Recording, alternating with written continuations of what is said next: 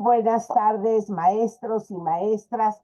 Como cada día inicial de semana, les damos la más cordial bienvenida a este espacio, un espacio que hemos creado para conversar, profundizar, reflexionar juntos sobre los temas más importantes que van surgiendo en la agenda educativa.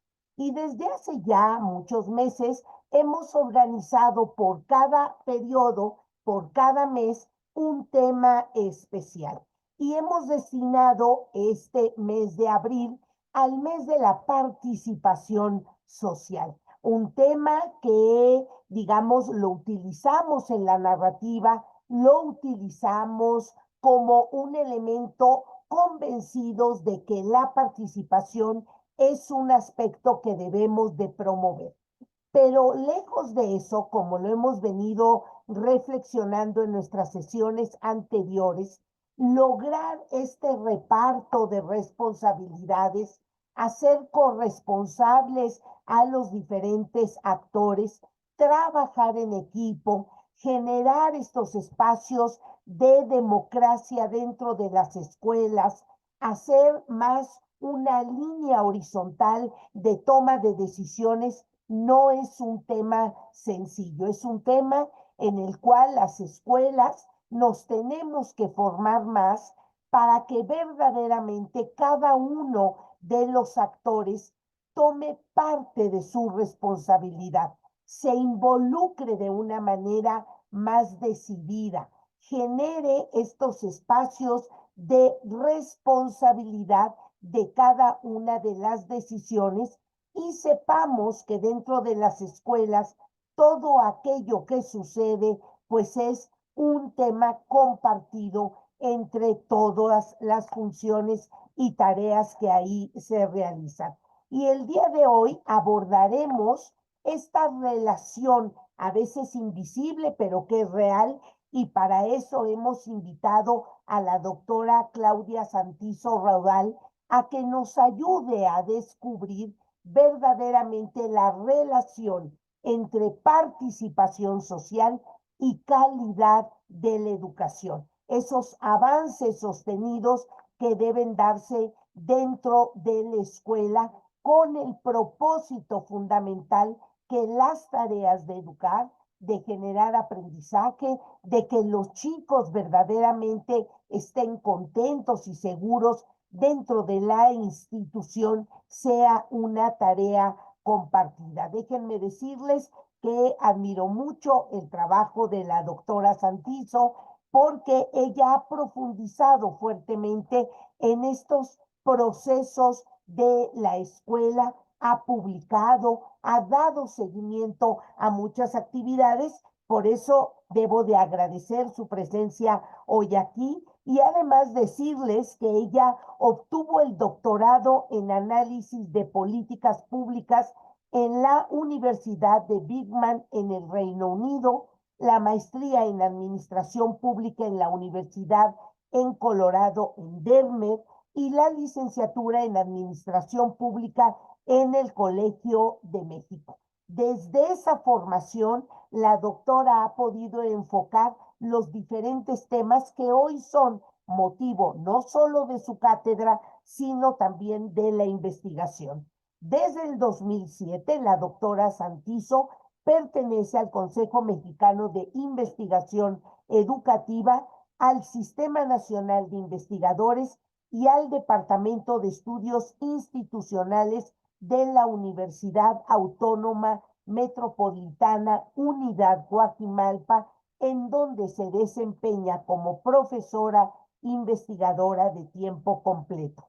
Su especialidad es el análisis de políticas públicas dirigidas a la educación obligatoria.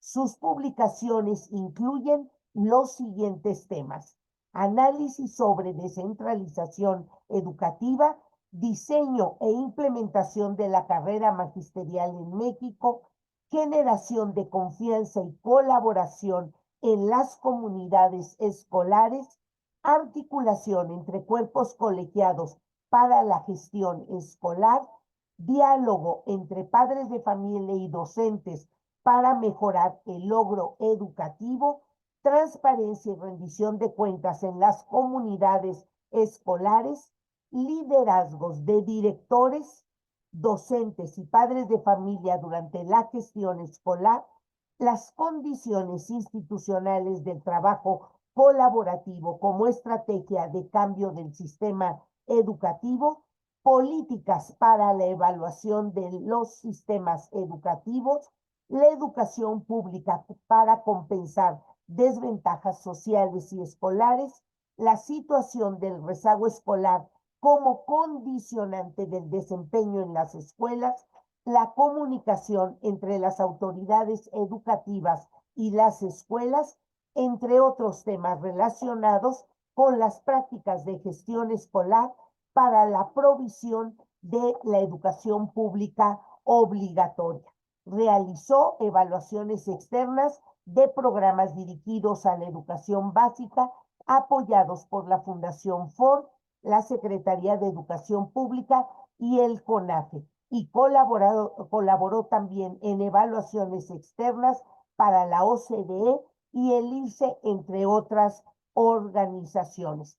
Entre los dos medios donde ahora ella publica está Opinión de Educación Futura y la revista Aula, entre muchos otros medios y entre diversidad de publicaciones. Solo por mencionar la última, que se denomina Análisis Comparado de las Políticas de Evaluación Educativa, Propuestas Metodológicas y su Aplicación, esto recientemente y en prensa para 2024. Como ustedes ven, todos los temas que yo he mencionado tienen que ver con algún componente importantísimo de la participación social. Así es que escuchar sus descubrimientos y sus propuestas, doctora Santiso, siempre es un gusto. Gracias por aceptarnos la invitación y pues la dejamos ahora sí en el uso de la voz para que nos platique la relación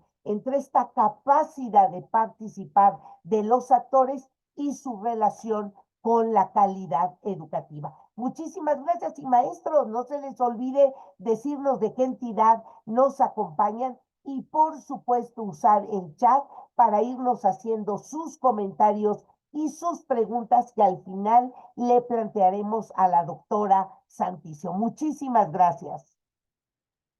Muchísimas gracias por la invitación, doctora Patricia Ganem, los organizadores que hacen posible esta transmisión y desde luego a todos los asistentes. Es para mí un gusto estar aquí con ustedes y compartir pues un poco de mi experiencia en este tema. Espero que les parezca interesante.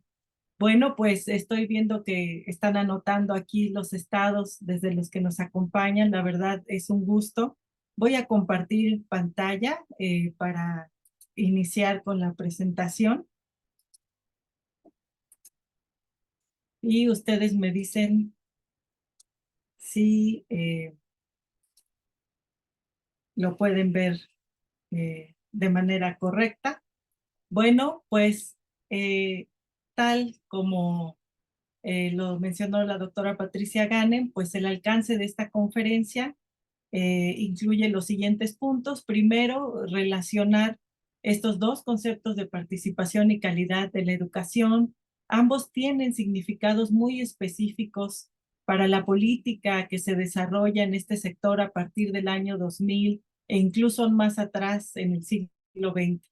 Y esta presentación propone enriquecer este significado a partir de la experiencia de estos últimos años y de las necesidades que aún no han sido resueltas. Y para ello, pues considero los siguientes criterios. Hay que considerar un cambio en la educación, no, pues los cambios que hemos vivido recientemente, las reformas, no hay que partir de cero, hay siempre que retomar las experiencias buenas y malas para aprender de los errores, para avanzar. Hay que evitar la solución simple que busca cambiar la realidad solo porque cambiamos de términos, ¿no? Cada reforma usa sus propios términos y hay que reflexionar con base en los resultados de múltiples estudios y análisis realizados. En esta presentación discuto la participación social a partir de la relación de los padres de familia con la educación de sus hijos y en la gestión de la escuela. No voy a considerar otras dimensiones de la participación social como la relación que podría tener con la democracia o la gobernanza, que es esta relación del gobierno con los ciudadanos, u otras perspectivas de análisis que también utilizan este término de participación social.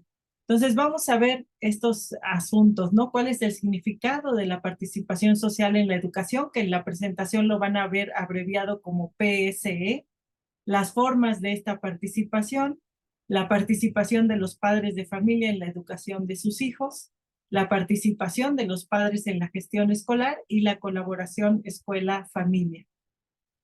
Bueno, esta participación social la discutimos principalmente por esta relación entre padres y escuela que se puede dar de manera individual, ¿no? El padre que va y busca información a la escuela, o con un grupo de familias que conforman la comunidad escolar. Puede ser, por ejemplo, en la Asociación de Padres de Familia, en el propio Consejo Escolar de Participación Social, o bien una relación de la escuela con su entorno, con la sociedad, de una manera más amplia, ¿no? Que ya no involucra solamente padres de familia, sino relaciones más amplias. Para estudiar estas relaciones hay que considerar la capacidad y la posibilidad de que los padres de familia puedan intervenir en las decisiones de las escuelas, las capacidades de orientar acciones y decisiones para ayudar a la educación de los niños y las posibilidades definidas por los espacios y facultades otorgadas por la organización educativa.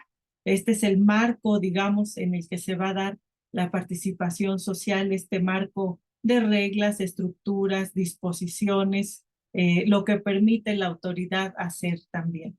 Entonces, la participación social es la acción conjunta de los padres de familia en la escuela, pero esa acción colectiva, esa acción conjunta, pues está determinada por las capacidades y posibilidades que haya para la participación de los padres de familia. Tradicionalmente, esa participación social en la educación se tiene en México dos características. Una es el trabajo voluntario y las aportaciones que se realizan en las escuelas, y la otra es supervisando los trabajos escolares de los hijos y la comunicación con los docentes. Esta participación es pasiva, digamos, es la más tradicional. Las familias están siguiendo indicaciones de los directivos y de los docentes. Pero esto puede transformarse, esta participación tradicional puede transformarse en participación en la gestión cuando se puede hacer que los padres de familia tomen parte en las decisiones de la escuela. Esta participación tradicional y la de gestión se pueden convertir en una colaboración más amplia cuando la escuela y el hogar se coordinan en aspectos pedagógicos y de convivencia social y familiar. Hay que advertir que para desarrollar la participación en la gestión y la colaboración se necesitan definir y no invadir áreas de responsabilidad del director y de los docentes. Aquí les presento a manera de un ejemplo, pues para tomar en cuenta que la participación es diferente en cada escuela, tomando, por ejemplo, sus características de tamaño, que es una característica cuantitativa, pero también por la experiencia de los docentes y directores, que es una característica cualitativa. Lo que pueden ver en esta gráfica, no se preocupen si no la ven a detalle, todos esos puntitos, cada puntito es una escuela. Aquí tenemos 48,000 escuelas primarias generales, y lo que tenemos en el eje horizontal es el tamaño de las escuelas por el número de estudiantes. Están divididas en percentiles, en realidad son grupos de 0 a 100, que van de menor a mayor tamaño en el eje horizontal, y en el eje vertical podemos ver el porcentaje de alumnos de cada escuela con insuficiencia en los aprendizajes en la prueba Planea de 2018 que se aplicó a los alumnos de sexto de primaria. Entonces, lo que podemos ver aquí es que la insuficiencia se está presentando en escuelas de diverso tamaño. Si ustedes siguen la línea horizontal, donde las escuelas van aumentando de tamaño, ustedes pueden ver que esa insuficiencia está presente independientemente del tamaño de la escuela. Pero la insuficiencia es diferente para un mismo tamaño de escuela. Es decir, si vemos esta flecha vertical, la flecha roja vertical, la posicioné en una escuela de tamaño arriba del mediano, está hacia el lado de las escuelas grandes, y en esas escuelas que son del mismo tamaño, que es donde empieza esa flecha roja vertical, podemos ver que hay insuficiencias que pasan desde la menor hasta la mayor, porque estamos subiendo la flecha por el eje vertical. Entonces, resulta que el tamaño no nos está indicando necesariamente que haya mayor o menor insuficiencia por el tamaño. No nos podemos guiar solo por el tamaño de la escuela. Esto de la insuficiencia pues es multifactorial. Y que los niveles de insuficiencia eh, van a ser diferentes en las escuelas que son del mismo tamaño.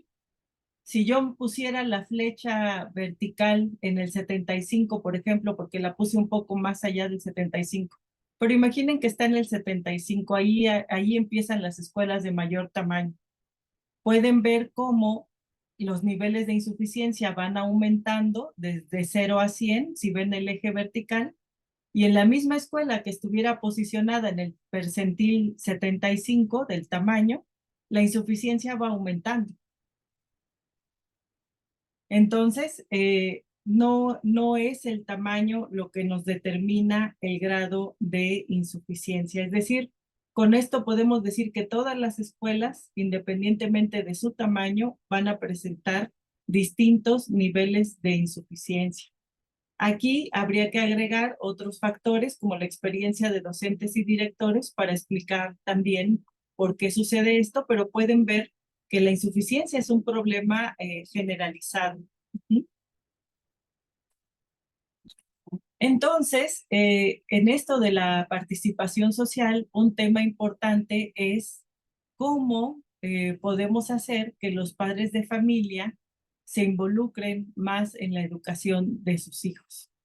Y aquí es importante explicar que la relación de los padres de familia con sus hijos es lo que va moldeando la conducta y actitud que tienen los niños en la escuela y las relaciones que van a tener con sus compañeros.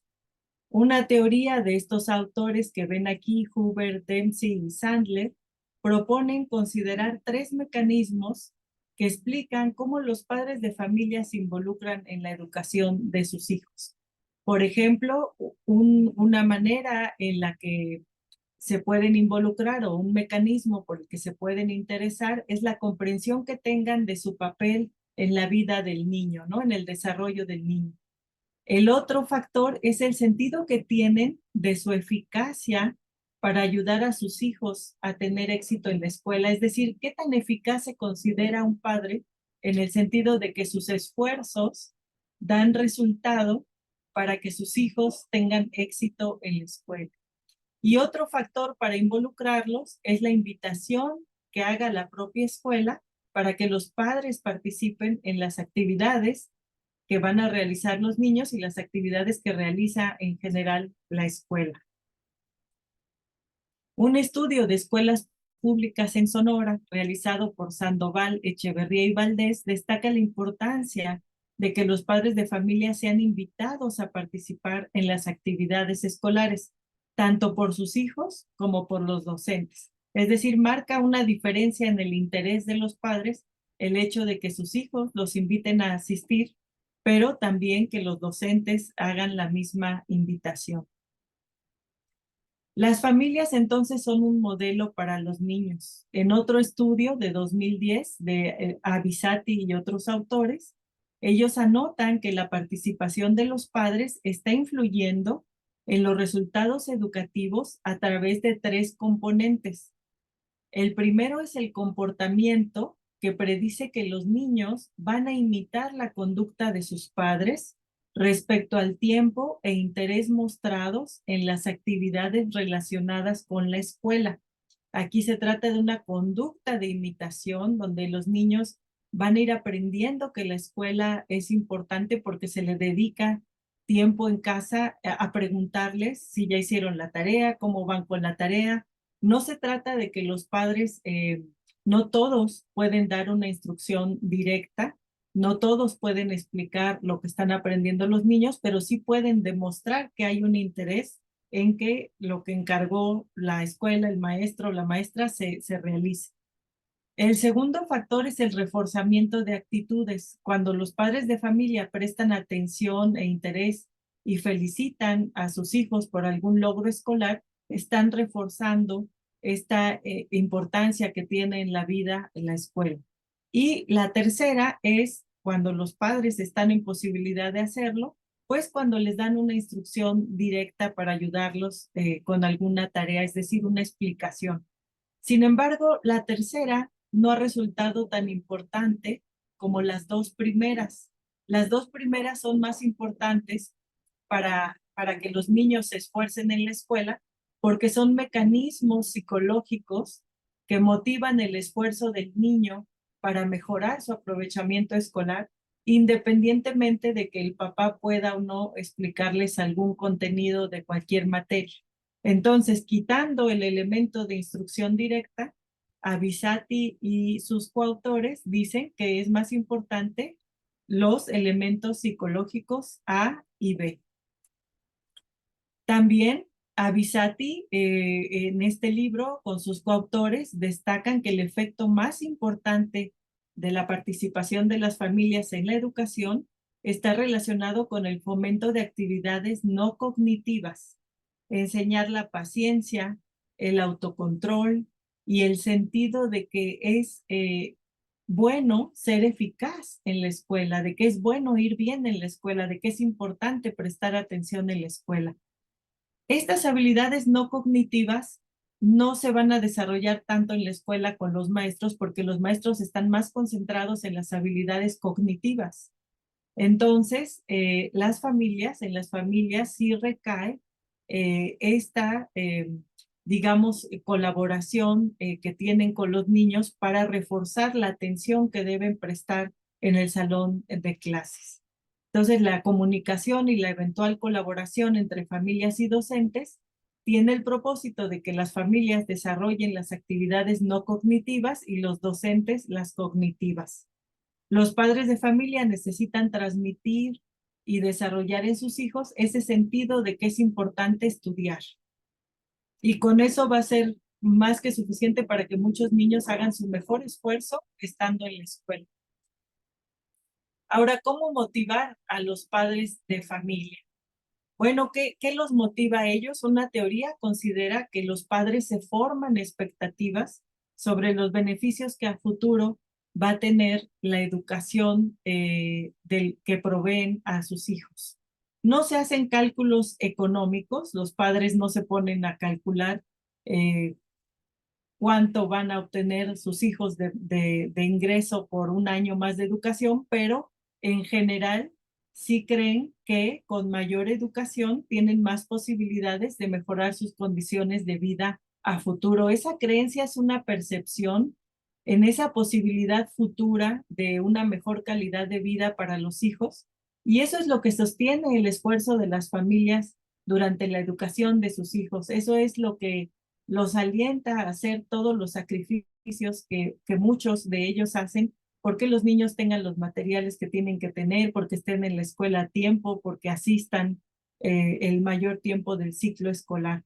Ahora, esta es una situación riesgosa, nos dicen los autores, porque si hay un cambio en esta percepción, si de repente, por ejemplo, por el panorama económico y tal, algunas familias empiezan a pensar que no tiene mucho sentido ir a la escuela para mejorar la calidad de vida futura, entonces esa percepción está cambiando y el esfuerzo para mantener a los niños en la escuela, es decir, fomentar que no se abandone la escuela, va a ser menor.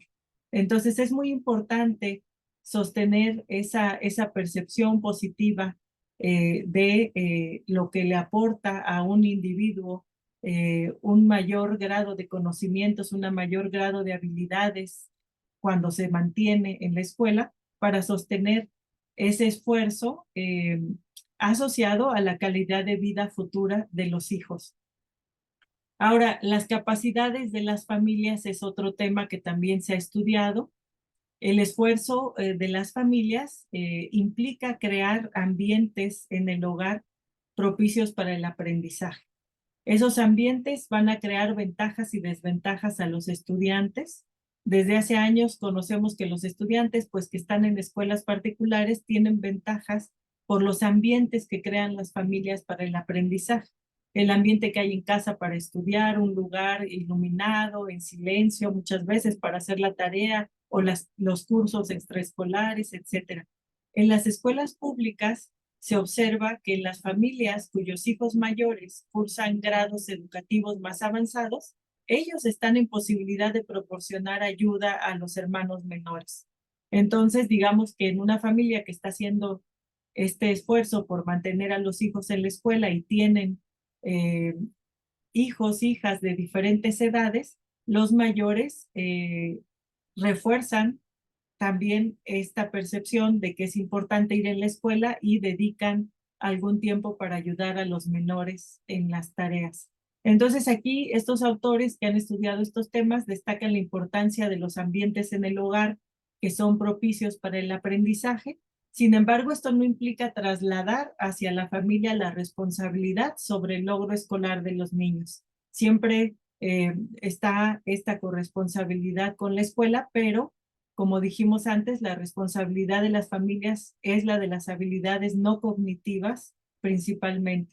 Se trata de llamar la atención de la política educativa sobre la necesidad de apoyar a las familias para que puedan ser sensibilizadas sobre lo importante que es crear estos ambientes propicios para el aprendizaje en el hogar. Ahora, los padres de familia y la gestión escolar son otro tema. Las escuelas comparten procesos de gestión, pero las escuelas son diferentes.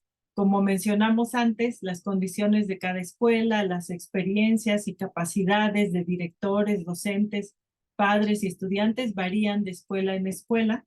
Los factores que determinan las formas de participación social, pues son las disposiciones de política de la autoridad educativa, es decir, que todo esto que es la gestión está determinado por un conjunto de reglas, estructuras y disposiciones que nos indican lo que la autoridad educativa permite y no permite en la gestión escolar sobre la participación de los padres.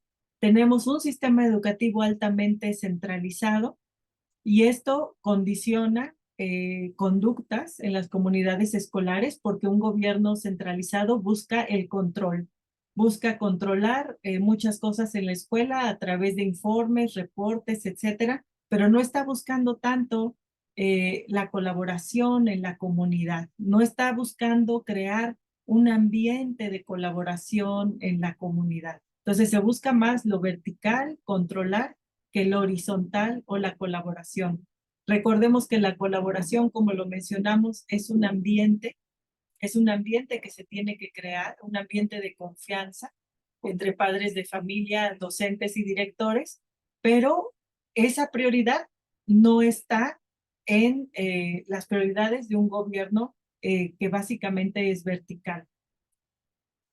Con la creación de los consejos escolares de participación social en 1993, ustedes recordarán, se introducen en la Ley General de Educación y la virtud de estos consejos es que reúnen a director, docentes y padres de familia en una misma instancia y se trató de generar procesos de corresponsabilidad y transparencias en las escuelas. Los estudios que se hacen de estos consejos muestran funcionamientos muy variados. En algunas escuelas los actores, es decir, padres, docentes, maestros, directores, vieron la ventaja de realizar reuniones para decidir, para tomar decisiones y para supervisar e informar el uso de los recursos, es decir, aprovecharon este tipo de instancia colegiada, plural, de actores diferentes, porque recordemos que los consejos técnicos escolares pues son básicamente el director y los docentes, pero los consejos escolares de participación social pues son plurales. Y en otros casos, en otras escuelas, los consejos escolares de participación social solo se constituían en actas formalmente, pero no desarrollaban capacidades de gestión. Entonces, cada escuela hizo un uso distinto de esta estructura. El propósito de los CEPs pues, fue generar procesos de corresponsabilidad y transparencia. En algunas escuelas, los padres de familia, algunos docentes fueron los motores de la actividad de los consejos, no tanto los directores. Los directores dejaron hacer, dejaron que hubiera un liderazgo distribuido, dejaron que tomaran el liderazgo docentes o padres de familia, según fuera el caso, y eso fue positivo. Estos actores utilizaron instrumentos a la mano para promover la transparencia, para difundir información, no solo los informes y reportes tradicionales, sino también los periódicos murales para informar a los padres sobre los objetivos del plan de trabajo anual de la escuela, sobre las actividades que se estaban realizando, sobre el uso de los recursos. Y esto fomentó un mayor involucramiento de los padres de familia porque se les estaba brindando información. Un estudio en preescolar mostró acciones que tomaron los padres de familia para mejorar las capacidades de lectoescritura de sus hijos, porque estos padres que tienen también hijos en la primaria, se dieron cuenta que en la primaria les exigen a los niños que vienen de preescolar que ya sepan leer y escribir su nombre y conocer las letras, pero el preescolar no lo considera una prioridad, es decir, se daban cuenta que los niños iban a egresar de preescolar sin saber leer y escribir, y ellos tomaron acciones para conseguir cursos adicionales en la escuela para que los niños tuvieran unas clases adicionales de lectura y escritura para que fueran mejor preparados a la primaria. Entonces es un ejemplo de cómo los padres de familia anticipan lo que el sistema educativo va a requerir cuando salgan de preescolar y tomaron acciones en conjunto con el director y los docentes para que fueran mejor preparados hacia la primaria. Entonces, estas posibilidades, estas experiencias señalan posibilidades de acción, sin embargo, no fueron generalizadas, como comentamos, en algunos casos no se derivaron acciones de este tipo por parte de los consejos escolares. Como les decía, hubo cambios de política después que disminuyeron el papel de estos consejos. Hay diversas experiencias y se requiere de un cambio de política pública en el sector educativo que permita a los padres de familia desarrollar sus capacidades para tomar decisiones en conjunto con directores y docentes. Entonces, esa colaboración escuela-hogar entre padres de familia y escuelas parece un objetivo lejano si consideramos las dificultades para desarrollar la participación en la gestión escolar. Y aquí este círculo, si lo alcanzan a ver bien, lo que quiere representar es que una participación tradicional, digamos, de los padres de familia, es lo más fácil de conseguir. Es la mínima participación social posible, por eso la representé con un círculo pequeño en el centro. Cuando ampliamos hacia la participación ya para la toma de decisiones en la gestión escolar y todas las dimensiones que esa gestión escolar tiene, ampliamos un poco más esa participación. Y cuando hacemos que haya colaboración entre la escuela y el hogar con los elementos que mencionamos hace rato, que las familias estén propiciando ambientes de aprendizaje, que las familias estén fomentando las habilidades no cognitivas, entonces la participación, esa colaboración, esa participación para colaborar hace que sea más amplio, ese círculo de actividades se amplía y la participación social entonces cobra otra relevancia y está jugando esa participación en distintos planos dentro de la escuela.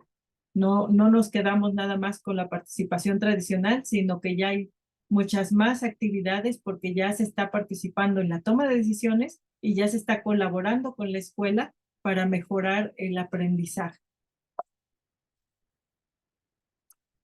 Y entonces, ¿cuáles son esas posibilidades para desarrollar la colaboración? Bueno, la colaboración escuela-hogar puede tener un camino más claro para lograrse, pero no menos difícil.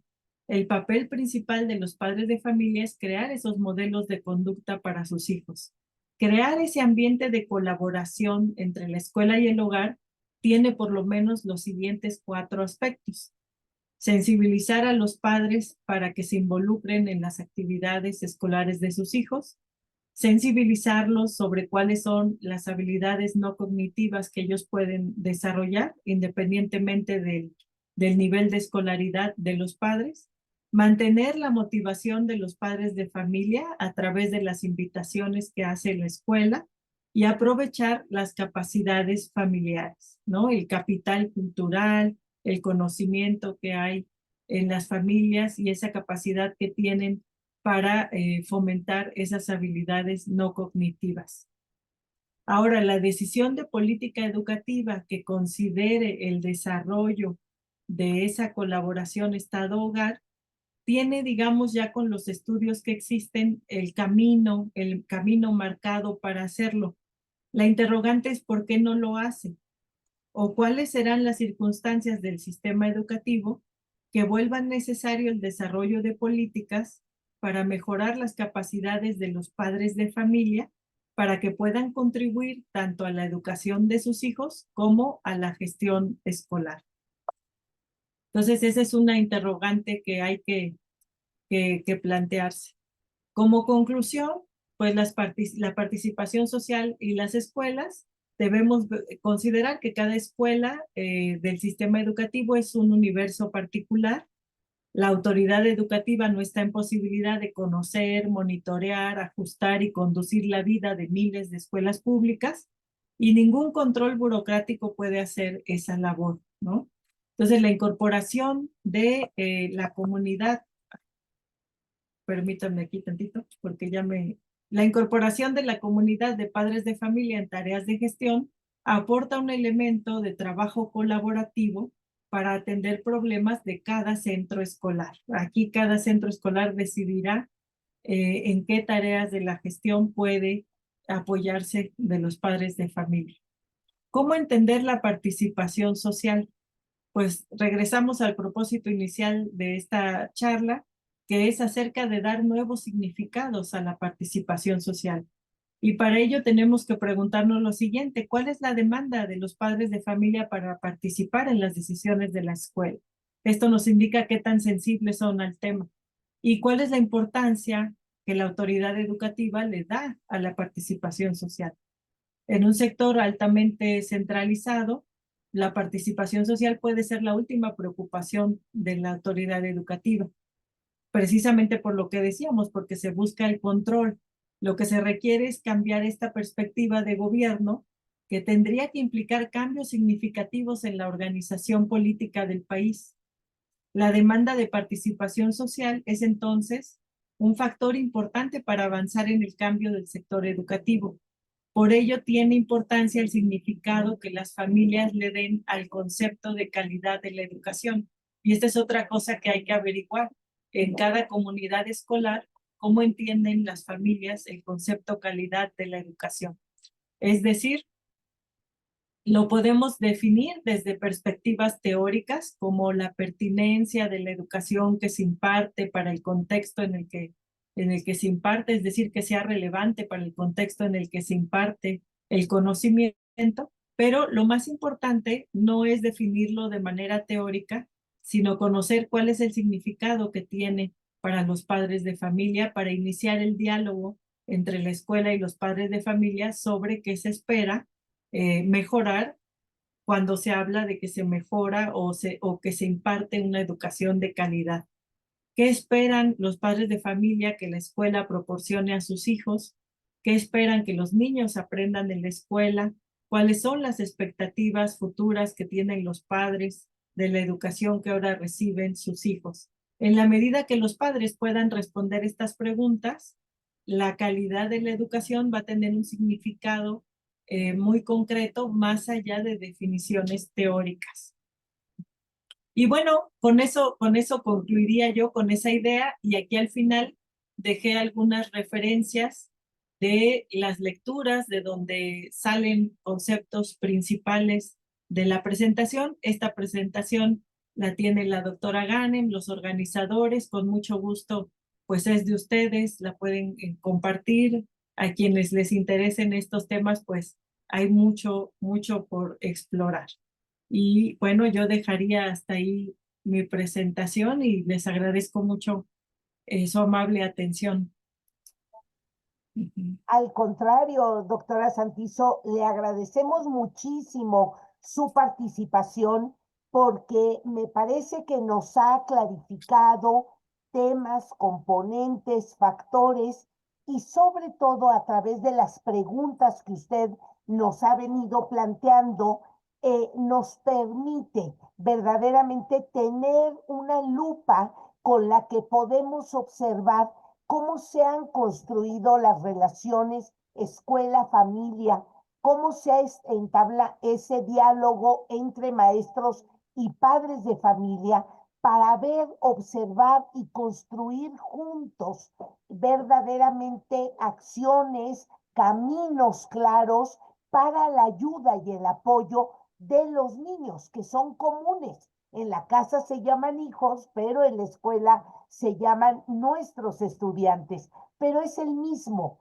Y cuando el chico, la chica, observan líneas comunes, un diálogo cordial entre estos dos grandes educadores como son los padres y los maestros, cuando los chicos observan a los adultos trabajar de una forma organizada, ordenada, me parece que ahí los chicos legitiman las expectativas, las líneas que marca la familia y encuentran en la escuela elementos que permitan ir potencializando estos procesos educativos donde el mismo chico es corresponsable.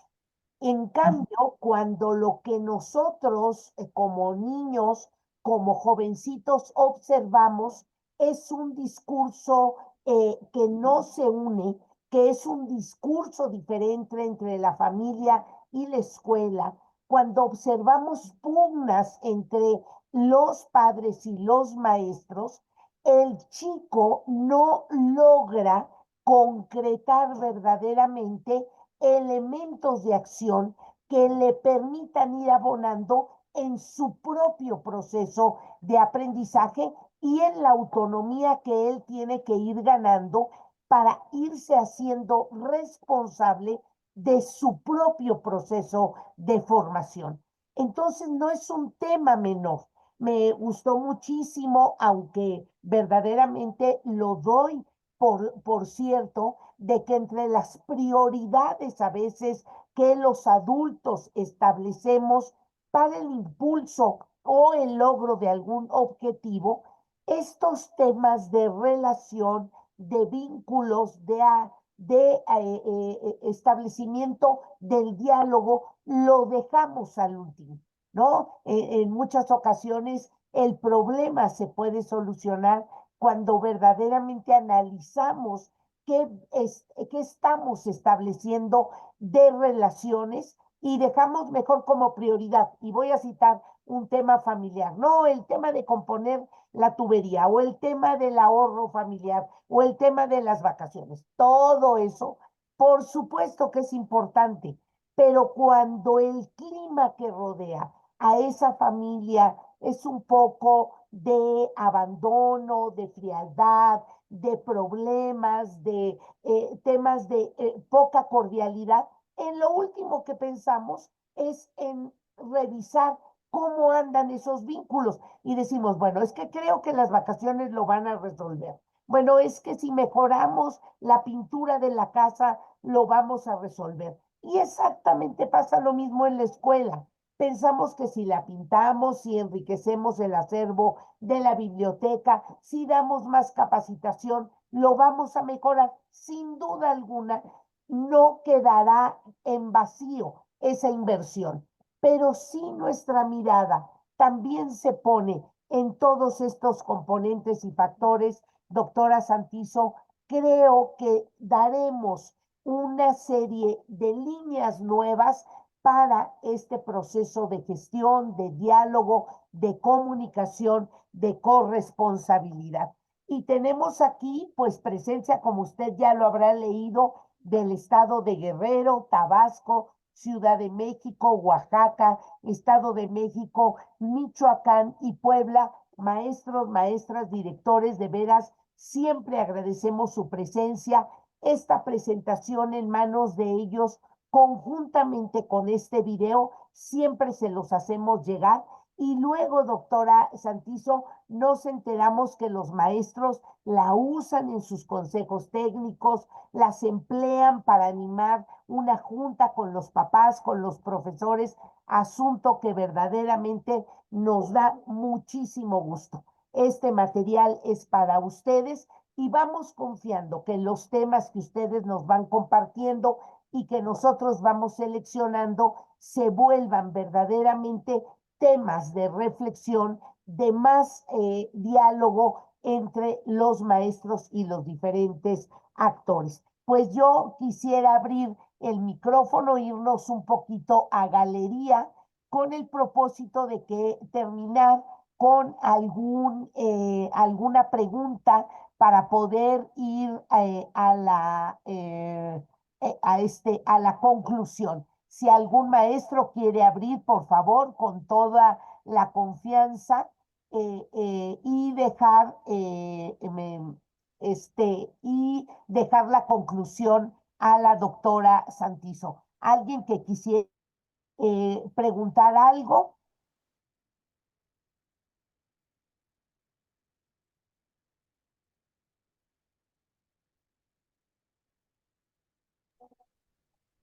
Pues, doctora, yo sí quisiera que usted concluyera con algún comentario al respecto de si nuestra escuela adolece, digamos, de un diálogo, de una convivencia preparada, formada entre padres y maestros, o si nuestra escuela ya lleva un poco de avance en este vínculo familia-escuela. ¿Qué sería lo siguiente que hay que hacer? Las escuelas que no hemos cultivado esa relación, ¿por dónde nos recomendaría empezar? Y aquellos que ya han superado esta parte de logística, esta parte informativa, donde los papás solo se acercan a preguntar de las actividades inmediatas, si eso ya lo tenemos resuelto, hacia dónde caminamos. Doctora Santizo, ¿algún comentario en ese sentido, por favor? Sí, bueno, creo que es muy importante en México.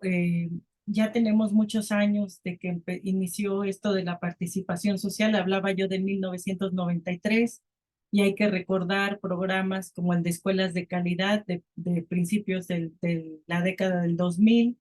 Y depende de qué escuela estemos hablando, cómo le fue con la participación social. Hay escuelas con experiencias muy exitosas.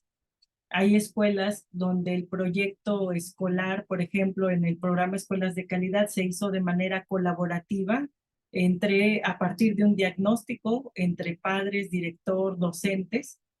Y hay escuelas donde ese proyecto escolar lo diseñó solamente el director o donde lo diseñó el director con alguno de los docentes que mostraron iniciativa para desarrollar el proyecto escolar, y también hubo escuelas que no pudieron entrar al programa porque no pudieron presentar un proyecto escolar. Entonces, la experiencia es muy variada. Afortunadamente tenemos varios estudios ya que recogen experiencias de las escuelas que estuvieron participando en ese programa por más de una ocasión. Recordemos que en el programa se podía participar incluso hasta 5 veces. Entonces, las escuelas tienen diferente experiencia acumulada en este tema de la participación social.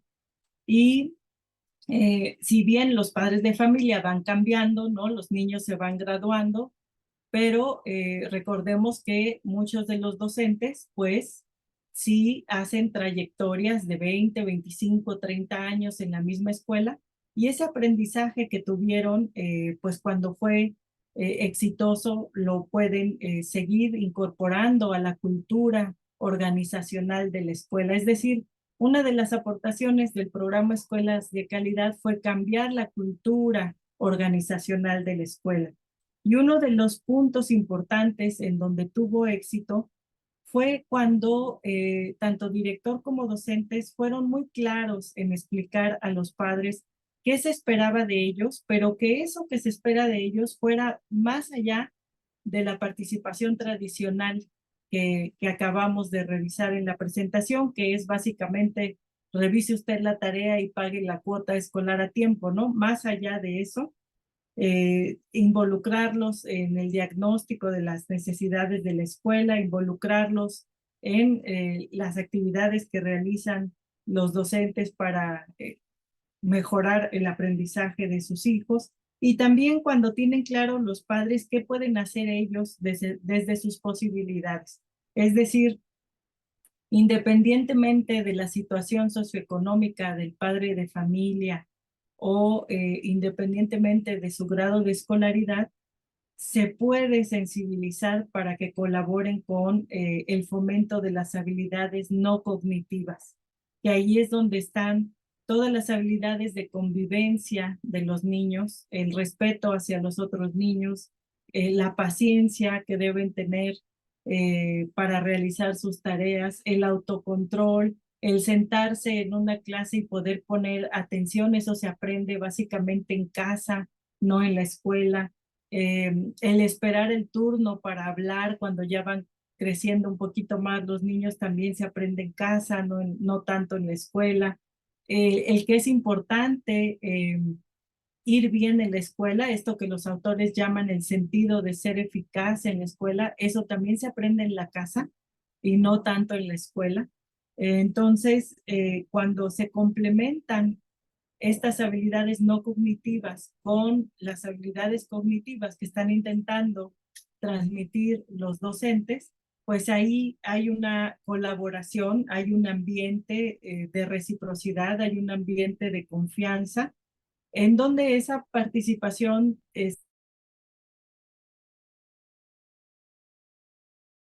¿no? Va creciendo en actividades, va creciendo en el tiempo.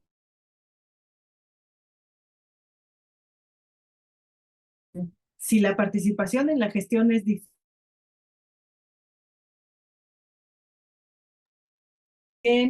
la participación para crear este ambiente de colaboración para la participación.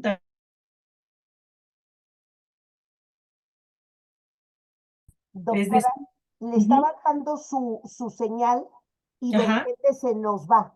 Pero esta parte Ok. última que nos está comentando, que me parece sustantiva, de esta reciprocidad, esta construcción de la confianza entre los actores, que se genera con muchas cosas, con transparencia, con rendición de cuentas, con involucramiento, con compartir las visiones, pues eso es lo que verdaderamente va a generar un ambiente, va a generar una mutua colaboración, va a generar un trabajo mucho más sencillo y fluido para todos, pero sobre todo que los adultos vamos a modelar en las generaciones jóvenes, en nuestros niños, en nuestras niñas, estas maneras que después ellos van a trabajar como adultos. Usted lo mencionaba muy bien, como los niños copian los comportamientos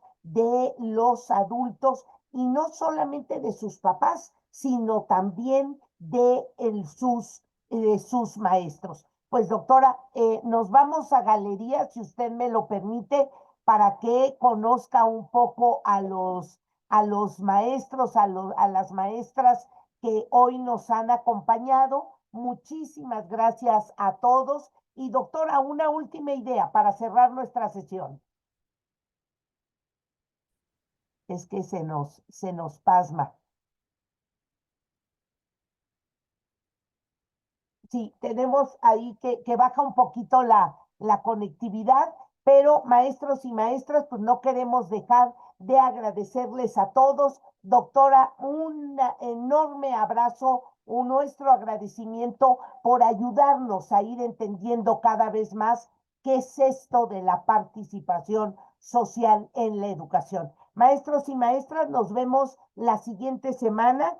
Tenemos la participación social en las escuelas abordada desde el enfoque del doctor Florentino Castro López, que fue secretario de Educación y además actualmente es consejero de Mejoredu, pertenece a la Junta de Mejoredu y desde ahí nos va a hablar desde su experiencia cómo es esto y qué impacto tiene la participación. Nuevamente, doctora Santizo, muchísimas gracias y a todos y todos un enorme abrazo. Muchas felicitaciones en el chat, doctora Santizo, y agradecimientos por su participación. Muchas gracias. Hasta luego. Hasta luego, muchas gracias. Gracias.